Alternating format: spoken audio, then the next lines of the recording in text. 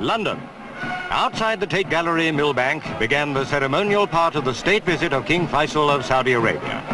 Here to meet their honoured guest came Her Majesty and Prince Philip. This was to be a state visit fraught with consequences of the highest importance to both Britain and the Arab world.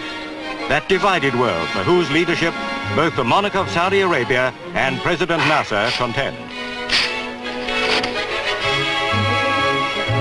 From London Airport, King Faisal travelled by road to Millbank. It was fortunate that the day was fine, in keeping with the royal occasion, as Her Majesty warmly welcomed the dignified Middle Eastern ruler.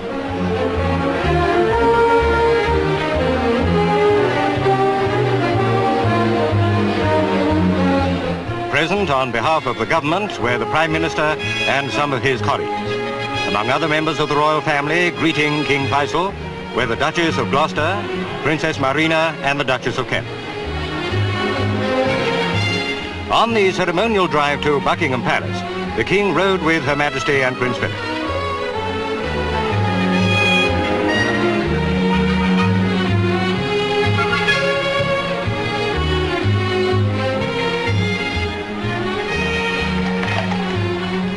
As Prime Minister of his country, the visiting monarch was in London for crucial discussions with his British counterpart and others of the cabinet.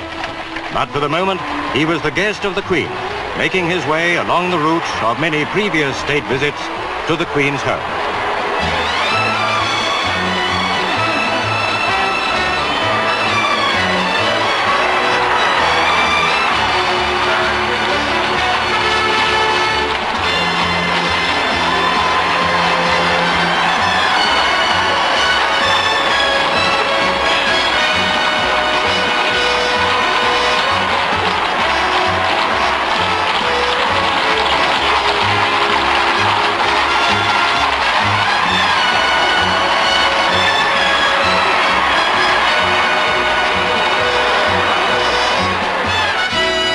All Her Majesty's subjects join in extending a most cordial welcome to King Faisal of Saudi Arabia.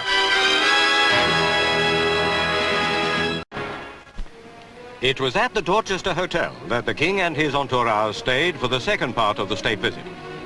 Here, the Saudi Arabian ambassador to the court of St. James held a reception in honor of King Faisal.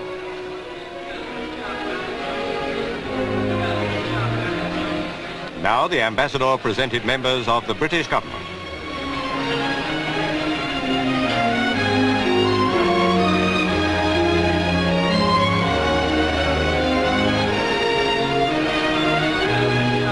Quintin Hogg was a member of Tory governments for many years.